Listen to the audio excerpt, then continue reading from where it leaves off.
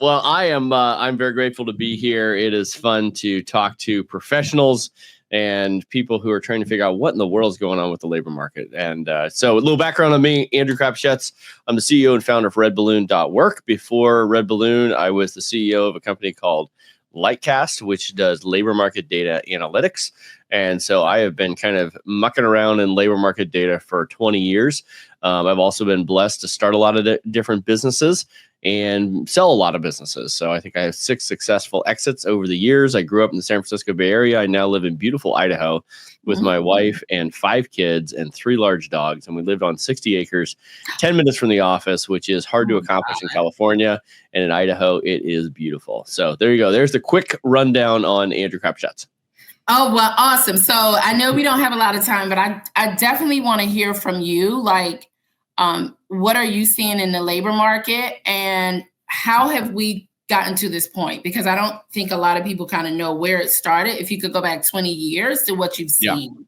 Yeah. So the labor market's changed fairly dramatically over the last 20 years. We have seen a couple of shifts, not just in the workplace. So in the workplace, it used to be, I would say that everything was more based on merit and far less based on political correctness. That has been a huge shift. If you look at the Gallup polls on kind of worker engagement, we have seen a dramatic decline in engagement by workers. So a Gallup poll just last year said that 67% of workers are either disengaged or actively disengaged at work, meaning they literally don't enjoy what they're doing. They don't see meaning. They don't get fulfillment in the work that they're doing. If you look at that same kind of statistic, even just 10 years earlier, those numbers were significantly lower. They were down in the low 30% of people that were actively disengaged at work. So you've seen this significant shift where people are going to work if they can find a job, but they don't love it. They're just doing it because they have to pay their bills, they have to pay their taxes, they have to hold life and limb together. They don't see work as a calling, as a vocation, as bringing meaning to themselves or the people around you. And the stats are very clear if you look at people like veterans who, if they have a meaningful job, the percentage of veterans who have meaningful work where they enjoy the work, who also are tempted to commit suicide is dramatic. A job is one of the most effective tools to help deal with PTSD and suicidal thoughts in veterans. So work really is a meaningful thing that we've kind of lost in our society today. The other thing that's kind of interesting is if you look at total job postings, and again, I'm giving a quick history of labor market data. If you look at total job postings by employers, we have about 8.1 million open jobs in America today. And that means that we have about 1.4 open jobs for every unemployed person. So there's more jobs right now than there were in the past. That number kind of peaked at almost 12 million during the kind of COVID era and the COVID rebound, kind of 2021, early 2022, where employers had laid off a lot of people and all of a sudden they were trying to hire them back. So that number was really high. But if you look before COVID, and even look 10 years ago, there usually were about 3 to 4 million open jobs in America. So what's changed over the last 10 years? So 10 years ago, 3 to 4 million open jobs. Today, about 8 million open jobs.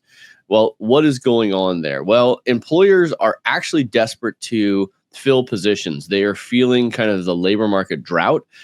We have fewer workers who actually want to show up and work, and employers are kind of desperate to fill those roles. Now, if you're a job seeker right now, you're not feeling that. But if you're an employer, you are feeling that. There are an estimated 3.5 million working age men who are not engaged in the labor market at all right now, which is kind of a weird phenomenon that we've never had in the history of the world. And when I say working age men, these are people who are kind of 25 to 35. So this is like the prime age where you should be building your career, your connections, your family, building that wealth that you're going to be able to buy a house with, and that's the foundation for generations to come. Those people, 3.5 million, are not even on the unemployment rolls, let alone have a job right now. And that's because they don't want to work. That, back to that kind of Gallup poll about the disengaged worker, like we have this kind of shift. People don't see work as a meaningful, good thing that they should be doing. And so that's probably the biggest trend we have in the labor market. And then I can dig into, if you're unemployed, why you're not getting a job right now and what that feels like. But there you go. There's a couple of big shifts that I'm seeing right now. So, question for you. So, I personally believe that a lot of this has come from the every kid gets a trophy. That's right. And what that did was it eroded hard work, it eroded work ethic, where you were 14 or 15. I had my first job at 14 and a half when I was able to get a work permit. And I don't see, like, now kids aren't even working. And I'm like, why are you looking for jobs at the Chick-fil-A? Why are you looking at, that should have been a job that every teenager already knew they were going to have for the summer. So I think it started with everyone gets a trophy. No, you don't get a trophy. You came in number 3. Yeah. You're not getting the trophy in number 3. As far as I'm concerned, there should be no silver. There should just be gold and bronze, right? Yep. But when you look at what we've started, we've created these children, and I don't. Is it parenting? So it is parenting, and actually, here's a stat for you, and I'll try not to bury people in stats. But if you look at the labor force participation rate, that's the for a age demographic, and I'll just pick on 16 to 19-year-olds, right? Okay. 16 to 19 is where you're learning to look someone in the eye, shake their hands. Usually Chick-fil-A or McDonald's, that's your first job, right? 16 to 19-year-olds. Labor force participation is, of all of those millions of people, how many of them have a job? If you go back to 2000, so 25 years ago, you had over 50% of those people had a job. And many of the other ones were working, they were mowing lawns or working as a farmhand, and that doesn't even count. So 51% were actually showing up and working at a fast food restaurant, or showing up and working in retail, or whatever it was, right? So they actually had a job. You fast forward to today, that's less than 30% of those 16 to 19-year-olds have that first job. And when I talk to employers all over the country, the biggest thing that they are asking for, the biggest thing that they need, are soft skills, the ability to look someone in the eyes, the ability to shake a hand, to know how to show up on time, and how to dress correctly. So we have a whole generation that is not getting those skills because 70% of them are not actually working. And part of that, and again, getting a little stat heavy here, is the baby boomer generation is the wealthiest generation ever in the history of the world. It was the first consistent generation where you had 2 income earners and you had few kids. So you had 1 or 2 kids. Really? Yep. I didn't know that. And because of that, they generated incredible amounts of wealth. And you had things like automation, dishwashers, washing machines that made life easier for people. And so you had 2 income earners generating all this wealth. Well, the next generation doesn't need to work because there's all this wealth that's been built in. And that's the 3.5 million men who are sitting on their couch in their parents' basement, who are 30 years old and don't see the need to work, and their parents are just supporting them. So this is a parenting epidemic in my mind. That's what I feel as well. That's what so I think you're spot on. Anyway, there's some stats to back up your feeling on what's going on right now. So let's fast forward that. So now you're not working and you don't have the soft skills as a teenager. And you now have had these employers who, as I say, I'm a very conservative on this, it just being managing so many people. I feel like they have kowtowed to the 20-year-olds who wanted beer kegs in the office. But I'm dating myself. I'm also, I'm a little older. So my mindset is a little different, but you don't always get what you want. And that's a part of life and negotiation. Right. Yep. But absolutely. Going back to the woke culture, I think that also fostered that in a lot of ways, where people feel, where if I said, hey, if a young man said, you look nice today on an elevator, then all of a sudden it's an assault where you feel like you've been, and as a woman, I know I'm going to get so much heat for this, but that is the beginning of men understanding how to interact with women in the workplace. And most relationships and marriages happen in the workplace. That's right. So what happens, I was listening to Professor G on this, and he said that he's really concerned about males between that very demographic that you just cited, especially 25 to 35-year-old males who are not getting married. Yes. They don't have personal relationships. He said that is one of the reasons why we're having so many mass shootings, domestic terrorism comes out of that group. And I know this is going to sound crazy. As a woman of color and as a Black woman, I do feel that we have saturated society so much with all other communities, but I feel like we've left white males out of it, out of the conversation. Well, and I know that is going to sound crazy, maybe coming from me to you, but right. I foresaw this happening. I was like, you can't just talk about all other demographics and not address a core demographic. And that's why President Trump won, because they felt alienated. Right. Absolutely. And they felt like they were left out. And in fact, of those 3.5 million kind of working age men who are not working, a lot of those are white men, and they are addicted to opioids. And they're addicted, believe it or not, to video games.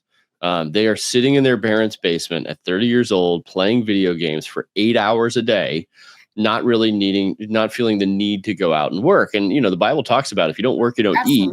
But we live in a society where that is not entirely true, because their parents or the government are kind of propping them up and allowing them to coast by without doing those things. I'd also say, to your point, men need to get married. And I'm just, that may offend someone. I don't care. Men need to get married. Women are an incredibly civilizing impact on men.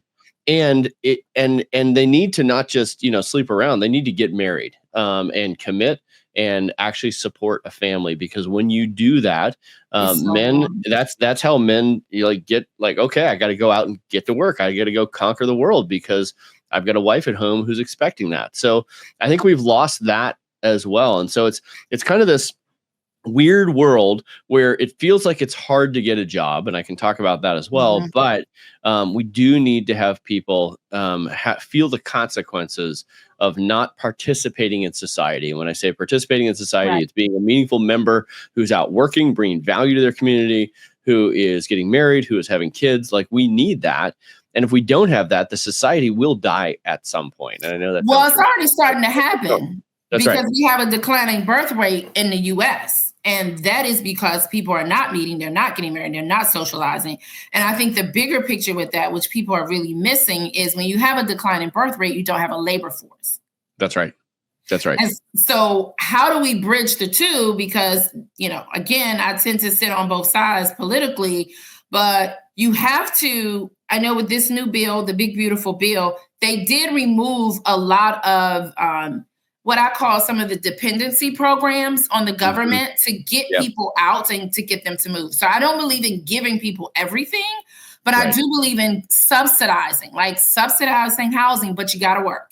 Subsidizing, benefits, SNAP benefits and TANFs, but you got to work.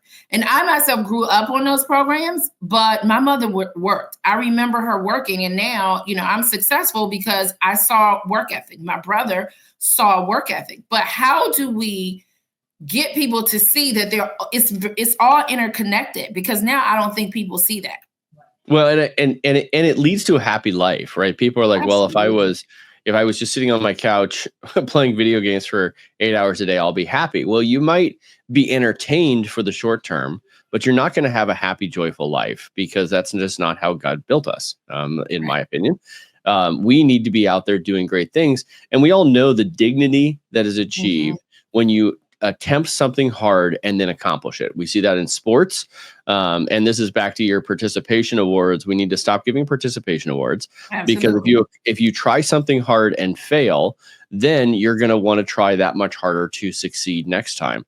And that goes to every part of life. And that actually builds dignity into individuals. But if the government is going to support someone, a female, more than her potential husband would be able to, then that's going to throw a wrench in the whole thing. So that's the moment we're in. But I remain optimistic, because I'm an eternal optimist. Really? I am seeing some shifts happening, and I'm going to point out a couple of them that I see happening right now. So I think universities have been part of our problem in all of this. We surveyed 80,000 employers here at Red Balloon, and we found that a lot of small employers basically don't want an employee with a bachelor's degree from a major university because really? it was shocking to me. So we asked these 80,000 employers, if you see a bachelor's degree from a mainstream university on a resume, is it a positive, a negative, or a neutral? And they said 40% of them said it was a neutral. Like they did not care that it was even there. But what was shocking to me was 42% said it was a negative. They actually didn't want to see that because kids who are coming out. And so we asked some of the employers, like, why is that? They're like, well, why would I want to hire someone who's been trained to be an anarchist at a Marxist institution for 4 years and don't understand or don't like capitalism, right? They think capitalism is evil. Well, actually, that's the job you're going to be doing. So what I'm encouraged by is you're starting to see this trend where some of that indoctrination that's been happening at universities is necessarily gearing down. Universities are feeling the demographic pinch. And so they're spending less time training students for things that have nothing to do with their career and instead training them for their career.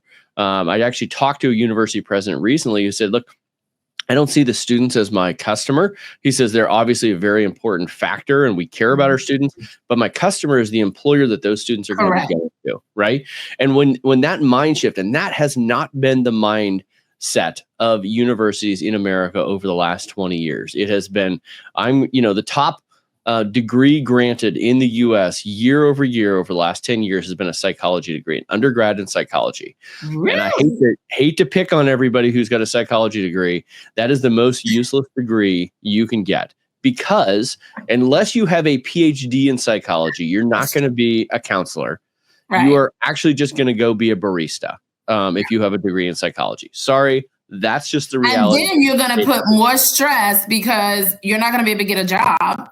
And you got $100,000 in debt from your psychology degree, right? That we just, the last administration wrote off, right? Remember that? Yeah. Oh, yes. Oh, yes. Yeah. Well, anyway, that we got to pay for, but but that's actually, a sticking point. So. Yeah, but that's an encouraging trend. So we've seen like literally 100,000 plus graduates with a psychology degree in America every year. And that has been, I'll just say, poisoning the labor market. It's been putting people in this mindset where they get a participation award. It's not actually that hard. It's not actually that useful for the labor market. And as we see this shift in universities, it's going to take a minute for it to play out towards more labor-driven education, where they say, you know what, we're going to create a computer science degree that actually has the skills needed to for the employers around us. We're seeing more responsiveness to the employers in the universities.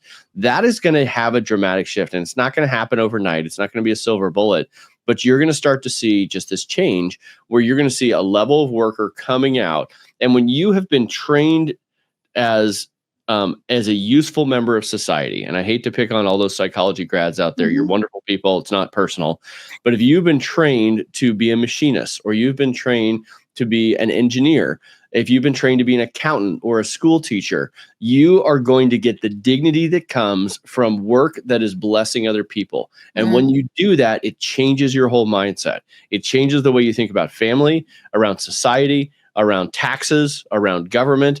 All those things change when you have a meaningful career and when you have an education that is leading you towards a meaningful career, not just big, ugly thoughts that are going to try and destroy society. So that's one of the biggest trends that I'm seeing right now that is going to take 4 or 10 years to play out, but it's going to take us in a better direction, in my opinion.